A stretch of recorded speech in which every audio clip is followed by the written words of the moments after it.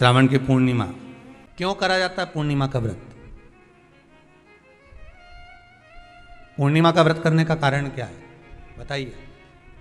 आप इतने सालों से कर रही हो, कई माताएं कर रही होंगी पूर्णिमा का व्रत। एक समय फलाहार करती हैं, एक समय भोजन करती हैं। भोजन में खीर का होना जरूरी होता है पूर्णिमा के व्रत में। दूध की सामग्री होना जरूरी होती है पूर्णिमा के व्रत में। आप फलाहार करें अपनी जगह पर है, पर एक समय भोजन कर रहे हैं वो अपनी जगह पर। भोजन के साथ में मीठे के साथ थोड़ा दूध की सामग्री होना जरूरी होती है। और क्यों करते हैं पूर्णिमा का व्रत? किस लिए किया जाता है, क्यों करा जाता है, उसका व्याख्यान वर्णन शिव महापुराण के अंतर्गत स्कंद पुराण में लिखा गया। स्कंद पुराण में वर्णन किया है श्री वेदव्यास जी महाराज ने। कहा यह पूर्णिमा का व्रत इसलिए किया जाता है कि व्यक्ति का जब मन गलत भ्रम में जाने लगता है, मन जब गलत जगह पर जाने लगता है, तो ये मन को गलत जगह पर ले जाने वाला कौन होता है? तो कहा ये चंद्र होता है। व्यक्ति की राशि के अंतर्गत, व्यक्ति की पत्रिका के अंतर्गत, व्यक्ति की ग्रह दशा के अंतर्गत जब चंद्र बेकार चलता है तो व्यक्ति अच्छा करते करते भी बेकार करने लग जाता है। चंद्र डोल रहा है। कई माताएं कहती हैं गुरुजी हमारे बेटे को आशीर्वाद दीजिए, बहुत गलत संगत में जा रहा है। मतलब समझ जाना कि चंद्र गड़बड़ जा रहा है। बेटी अगर गलत मार्ग पर जा रही है, बेटी अगर गलत संगत में जा रही है, किसी अन्य व्यक्ति को आकर्षित हो, चंद्र गड़बड़ हो रहा है, उसका चंद्र कहीं जा रहा है। कोई पुरुष, कोई लड़का, कोई गलत मार्ग पर जा रहा है, चंद्र गड़बड़ हो रहा है।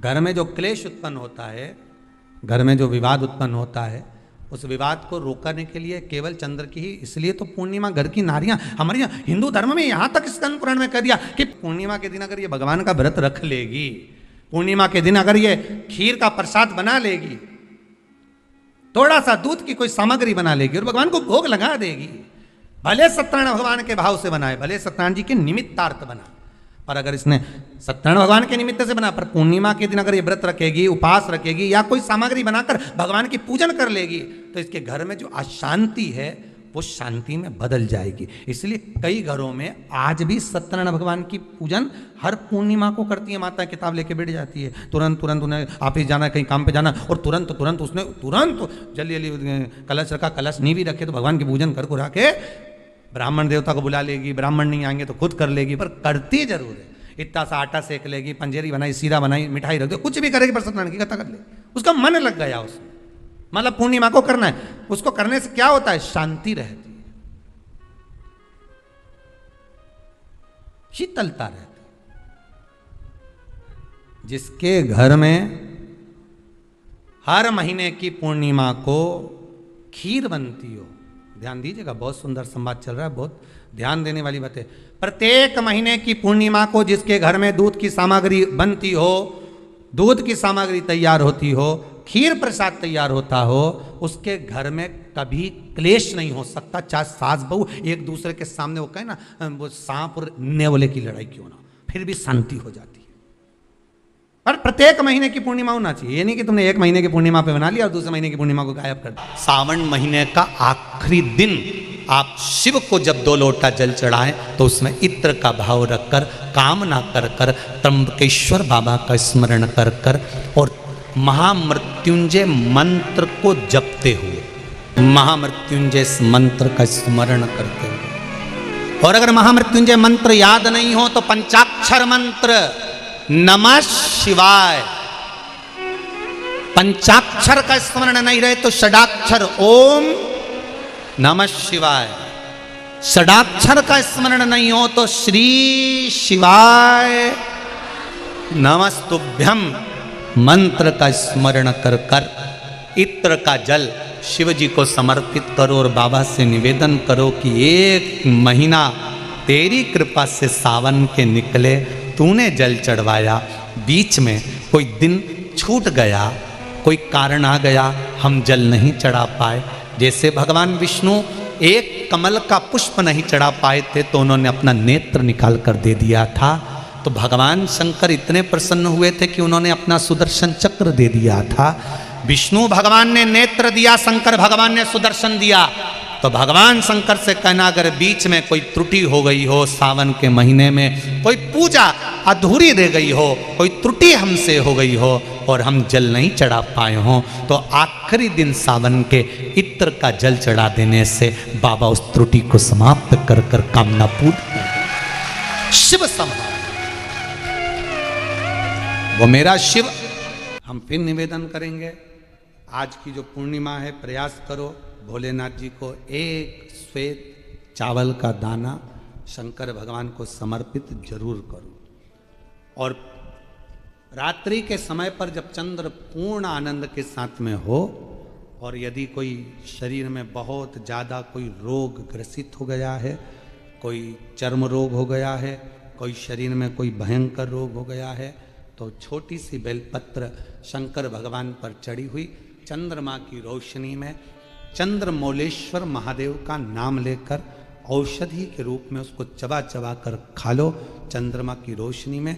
उससे वो औषधि का काम करेगी और तुम्हारे रोगों को समाप्त करेगी। चंद्रमौलेश्वर महादेव का स्मरण। कौन से महादेव? चंद्रमौलेश्वर। और चंद्रमौलेश्वर महादेव की चंद्रमौलेश्वर शिव उपासना ये बहुत और आज तो सुंदर पूर्णिमा है, बाबा की बड़े आनंदमय स्वरूप है। चंद्र की रोशनी में आप लोग तो खीर खाते ही हो, पर साथ में एक बेलपत्र का प्रयोग भी जरूर कर कर देखो, वो आपकी जिंदगी में ना जाने कितने रोगों को समाप्त कर देगा, कितने रोग। पर वो बेलपत्र छोटी लेना, ज़्यादा बड़ी बेलपत्र नहीं लेना, छोटी सी बेलपत्र लो, शिव पर चढ़ी हुई श्री शिवाय नमस्तुभ्यम बोलकर चंद्र पूर्णता में जब हो, रात्रि के समय पर एक बेलपत्र चंद्रमौलेश्वर महादेव का नाम लेकर उसको चबा चबा कर, जिसको खाने पर मुंह में छाले हो जाते हैं या छाड़ छाड़ हो जाता है तो उसको पीस लो, पीस कर बाहर बैठकर गोली लेकर उसको पानी से निगल जाओ, पर उसको खाओ औषधि के रूप। कहते हैं पूर्णिमा की रात्रि की चंद्रमा की रोशनी एक ऐसी रोशनी होती है जिसमें जितनी औषधीय पौधे होते हैं उसमें एक बल उत्पन्न हो जाता है जो हमारे शरीर के सारे रोगों को समाप्त कर देता है। सारे आपके यहाँ खीर रखते हैं, हमारे यहाँ हम हमारे कुबेरेश्वर धाम पर हम बेलपत्र रखते हैं रात्रि के समय पर, और वही बेलपत्र जब कोई बहुत ज़्यादा तकलीफ में होता है तो वही बेलपत्र का चूरा बल सूख जाती है उसको दे देते हैं, भाई यही पाते रहो, वो औषधीय तत्व है। आप लोग छत पे खीर रखो, हम बेलपत्र रख देते हैं, अमृत इसमें, वो तो पहले से ही तो बेलपत्र और बलवान हो जावे और आनंदित हो, औषधि शिव तत्व है हमारा। भगवान शंकर की आराधना साधना अवश्य। पूर्णिमा का व्रत जो करते हो ना आप लोग, रखिए। अब पूर्णिमा के व्रत में आपने कई बार किताब पढ़ी होगी पूर्णिमा की, या आपने व्रत किया होगा, या पूर्णिमा का व्रत आप धारण करे होगे, तो उसमें पूजन कौन से भगवान की होती है? पूर्णिमा के व्रत में किस भगवान की पूजन होती है? तो कहा पूर्णिमा के व्रत में केले के खंभ लगाकर पूर्णिमा का जो अध्यापन होता है, पूर्णिमा की जो पूजन होती है, उस पूजन में शंकर और पार्वती की पूजन की जाती है, शिव और नारायण की पूजन करी जाती है, शंकर और पार्वती का स्मरण किया जाता है। किसकी पूजन होती है? शिव पार्वती। शंकर और पार्वती का पूजन क्यों करा जाता है पूर्णिमा के व्रत में? क्योंकि शिव और माता पार्वती ही केवल एक ऐसे हैं जिन्होंने अपूर्ण लक्ष्मी को भी पूर्ण बना दिया था। किसको पूर्ण बनाया है? लक्ष्मी। पूर्णिमा के दिन अगर आप शंकर भगवान को एक लोटा पानी अगर शिव को समर्पित कर रहे हो, श्वेत पुष्प को रखकर शंकर जी के ऊपर सफेद फूल को चढ़ाकर अगर एक लोटा जल भी, एक पात्र जल भी शंकर को समर्पित कर रहे हो, तो ये लक्ष्मी के लिए ही तो कर रहे हो। और कौन सी लक्ष्मी? पूर्ण लक्ष्मी। पूर्णिमा के कितने व्रत होते हैं? बोलते जाओ, जरा जल्दी जल्दी बोलो। पूर्णिमा के नारियों को स्त्रियों को अखंड सौभाग्य के लिए जो नारी वैधव्य नहीं होना चाहती है उस नारी को पूर्णिमा के कितने व्रत करना चाहिए। जिस नारी के यहाँ संतान नहीं हो, औलाद नहीं हो, उसको पूर्णिमा के कितने व्रत करना चाहिए। जिस नारी का पुत्र पति बहुत बीमारी से ग्रसित हो, लग रहा हो कि ये मेरा बेटा बहुत बड़ी बीमारी में घिरा हुआ है, तो नारी को कितने व्रत करना चाहिए। स्वयं भगवान कृष्ण ने माता यशोदा को द्वापर में भी बताया है कि पूर्णिमा के 32 व्रत होते हैं। कितने व्रत होते हैं? 32।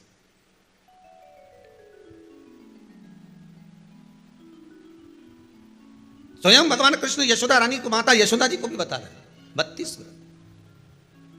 अब आपको किसी ने बता दिया होगा कि 8 कर लो, 7 कर लो, 6 कर लो, 12 कर लो, इसलिए आपने बोला कि 12 कर लीजिए, 32 कर लीजिए। अरे यहां तो द्वापर की कथा भी करती है। यशोदा जी ने एक बार भगवान कृष्ण को रोक कर कह दिया, ए कन्हैया रुको। कन्हैया बोले, बोलो मां क्या बात है।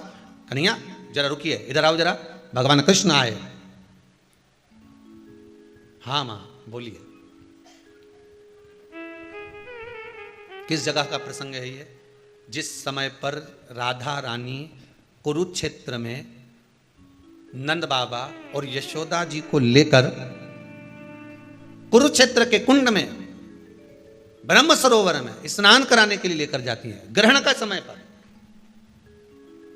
और जब भगवान कृष्ण उस कुरुक्षेत्र के उस सरोवर में स्नान करने आते हैं, तब यशोदा जी ने अपने लाला से प्रश्न किया, पूछा है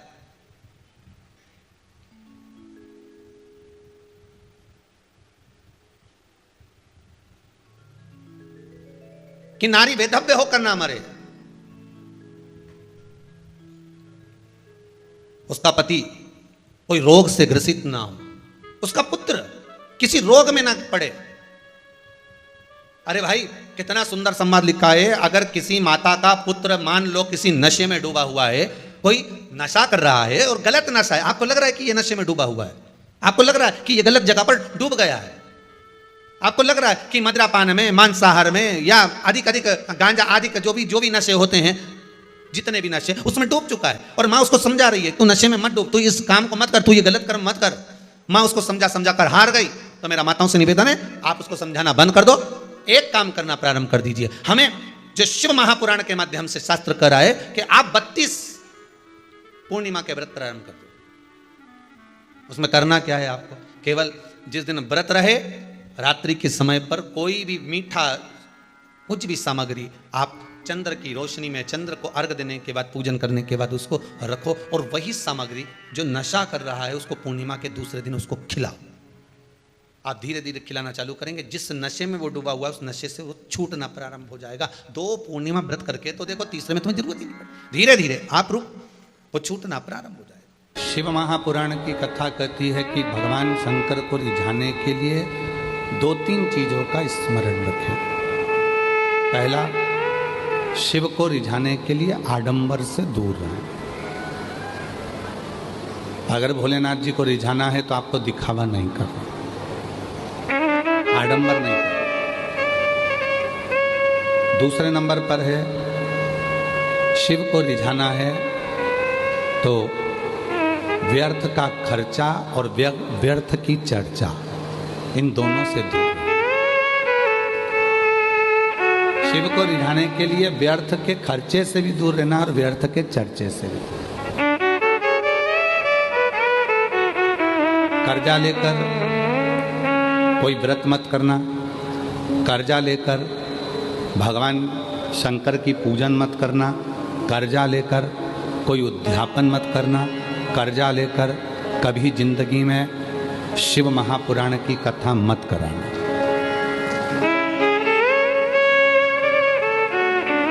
कर्जा लेकर ना तो शिव पुराण की कथा कराइए, ना शिव पूजन करिए, ना साधना।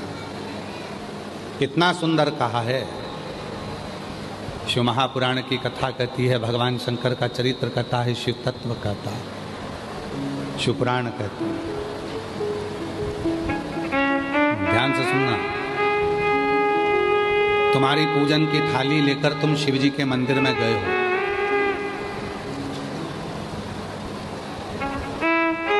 देखो अभी जलवृष्टि बंद थी, रात को भी बंद थी, कथा में चालू हो गई। क्यों? क्योंकि बाबा पूरी पूरी परीक्षा लेता है, तभी तो देता है,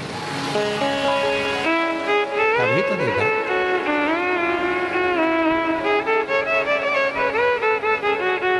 जिस पानी के लिए कई प्रदेश तरस रहे हैं, मेरे भोले बाबा ने ऐसी कृपा करी है कि जिस दिन 17 तारीख से कथा चालू हुई है, आज 23 तारीख तक एक दिन भी ऐसा नहीं गया जिस दिन बाबा ने पानी ना बरसा। कथा रोज पानी गिरा प्रतिदिन, और प्रतिदिन बाबा की कथा चली।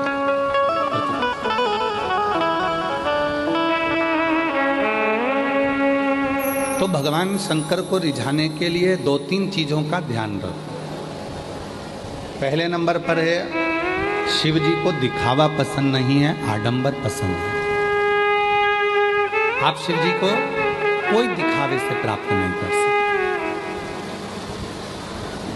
शंकर भगवान को दिखावा प्रिय नहीं। और दूसरे नंबर पर है, शिव की पूजन में, शंकर भगवान के व्रत में, शिव की साधना में, शिव के उद्यापन में, या शिव महापुराण के लिए कर्जा लेकर कभी शिव पुराण की कथा मत करवाओ, कभी उद्यापन मत करो, कभी अनुष्ठान मत करो। कर्जा लो।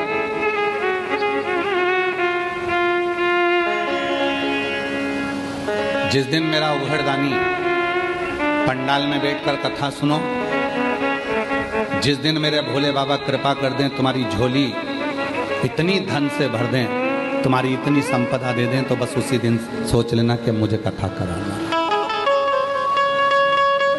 कर्जा लेकर नहीं, भैया देना जरा, मेरे को कथा करा रहा हूं। किसकी कथा करा रहे हो? सियोर वाले बाबा की कथा। हो देव जरा भाई, 25 लाख रुपए कर्जे में दे दे, मेरे को कथा कराना है। कौन ने बोला कि कर्जा कर कर कथा करो? और कौन बोलता है कि कर्जा लेकर कथा करो? ना। जिस दिन मेरा डमरू वाला, जिसका नाम कुबेरेश्वर महादेव है, जिस दिन वो तुम्हारी झोली कुबेर के भंडारे से भर दे, उस दिन तुम कथा करो।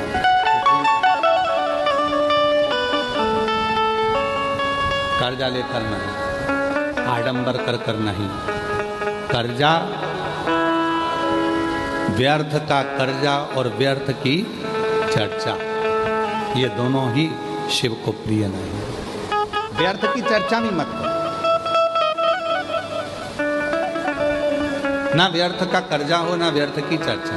लक्ष्मी, वो कौन से 2 स्थान हैं जहां तू जाना पसंद नहीं करती? लक्ष्मी, वो कौन से 2 स्थान हैं जो व्यक्ति धारण करता है तो उस व्यक्ति के पास में से 2 साल में, 4 साल में, 6 साल में, 8 साल में तो रुष्ट होकर चली जाती है? वो स्थान कौन से हैं? तो 2 स्थान माता लक्ष्मी ने बताए हैं। पहला, फूटे हुए बर्तन में भोजन करना। कौन से बर्तन में? जम के बोलिए जरा। जो टूटा बर्तन होता है, खंडित बर्तन होता है, फूटा हुआ बर्तन होता है, कहीं गिलास की किनोर टूट गई है, कहीं कटोरी की किनोर टूट गई है, कहीं थाली की किनोर टूट गई है, और तुम कहीं प्लेट की किनोर टूट गई है और तुम उसमें भोजन कर रहे हो, तो टूटे हुए बर्तन में भोजन करने वाले के पास में लक्ष्मी छिन्न हो जाती है, उसका भाग्य भी फूटे हुए बर्तन की तरह हो जाता है। ये लक्ष्मी का। और दूसरा,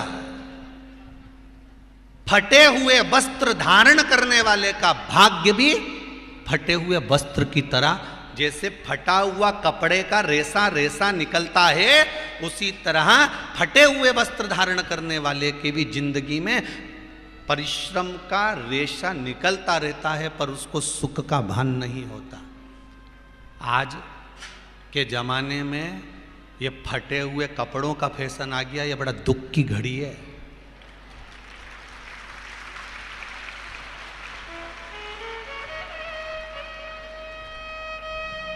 ये बड़ी दुख की घड़ी है महाराज। और लोग उसको फैशन समझ रहे हैं। पहले तो कम फटा होता था, पर आज के जमाने में तो इतना इतना फट गया, ऐसा लगता है कि दिवाली का बम चलाने गया था दीपावली पे और बम कपड़ों के बीच में से फट गया। इसलिए वो कपड़े कब पहनेंगे तो ने अब पहन लिया। शास्त्र कह रहा है, लक्ष्मी कह रही है माता पार्वती को कि दो जगह पर अगर ये दो क्रम जिस जीव के होते हैं उसके पास में से लक्ष्मी 5 साल में, हम कई बार कहते हैं इन बच्चों को नहीं मालूम, इन नवयुवक लड़कों को नहीं मालूम, इन नवयुवक बेटियों को नहीं मालूम कि फटे हुए कपड़े पहनने का फल क्या है। आज नहीं, विवाह कर कर जब जाएगी तो मायके से जब ससुराल जाएगी, तूने कुंवारी अवस्था में तो खूब फटे हुए कपड़े पहन लिया ने, मम्मी मैं तो जीन्स लूंगी ने ये लूंगी, तू तो खूब फटे हुए पहन, पर वहां जब जाएगी तब मालूम पड़ेगा कि रोना किसको कहते हैं। आज तो पहन लो, वो उसी में की बात है, कल वाली बात याद कर लो। अभी खाओगे तो कुछ दिन के बाद ब्लड बनेगा, और ब्लड बनेगा तब जाके ये शरीर में दौड़ेगा। आज की आज तुमने रोटी खाई तो क्या आज की आज ब्लड बन गया? जम के तो बोलो रे खरगोन वालों, नहीं बनाना।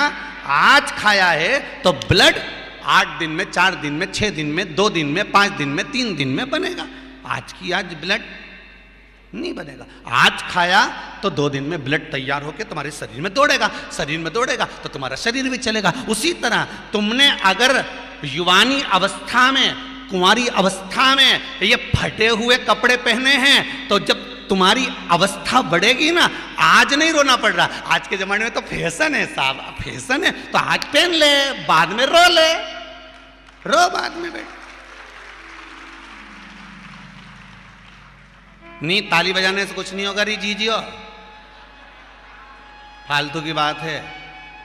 आज यहां से जाते से ही अपने को एक ही काम करना, जितना फटा हुआ कपड़ा है इनके सबके पोछा लगा दो, बाल्टी में डुबाई डुबाई के।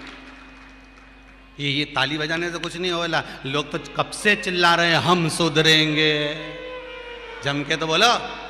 गायत्री परिवार वाले रोज चिल्लाते हम सुधरेंगे, हम बदलेंगे। कब बदलोगे?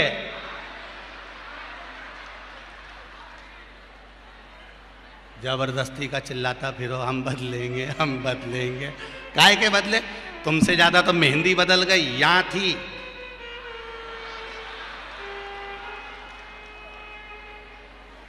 और बची कुची थी तो यहां पहुंच गई। यहां और पूर्णा कथा करने गए हड़पसर में तो वहां पूछ लिया हमने, हड़पसर में जाकर तो हमने पूछा तनु इधर आ बेटा, अब जजमान के घर की छोरी। हमने कहा बेटा ये तूने क्या करा?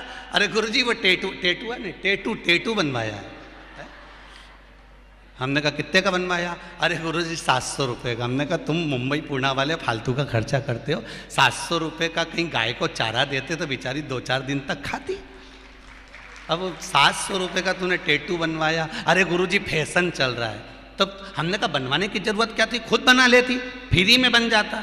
तो क्या गुरुजी अपना हाथ नहीं पहुंचे? नहीं। हमने कहा कैसे नहीं पहुंचे? पहले दीवार पे बना उन्हें चिपक जा।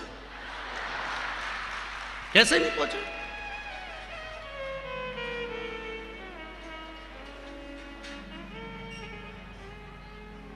हम सुधरेंगे। अच्छे से तो अब तो तुम एक बार भी नहीं बोले। डाउन। हम सुधरेंगे, हम बदलेंगे। बस तो फिर आज बिल्कुल एकदम कि अब कुछ भी हो जाए, ये कितनी भी महंगी जीन्स हो पर फटी हुई नहीं पहनने दूंगी तो नहीं पहनने दूंगी, चाहे कुछ भी हो जाए। हम इतने अच्छे घर के लोग और ये फटा हुआ कपड़ा पहनेंगे? ये नंग से फट रही। और गजब की तो गजब की, अभी दिवाली पे फैशन देखा, एक का तो पूरा पांव गायब हो गया, एक ही था। राम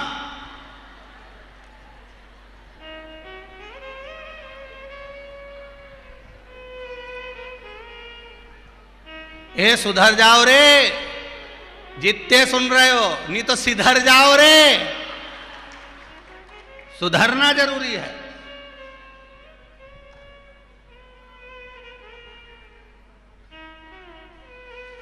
फटे हुए वस्त्र भी धारण नहीं करना। घर की बेटियां, घर के लोग ऐसे कपड़े पहने, ये श्रेष्ठता नहीं है महाराज, थोड़ा सुधार। कहा शरीर को भोगना था, फिर मनुष्य क्यों ये जीव आत्मा क्यों भोग रहे? क्योंकि जीवात्मा मरती नहीं। इसको जब भुगताया जाता है तो ये भोगती रहती है, भोगती, तड़पती है, चिल्लाती है, अब नहीं करूंगी गलती, क्षमा कर दो मुझको।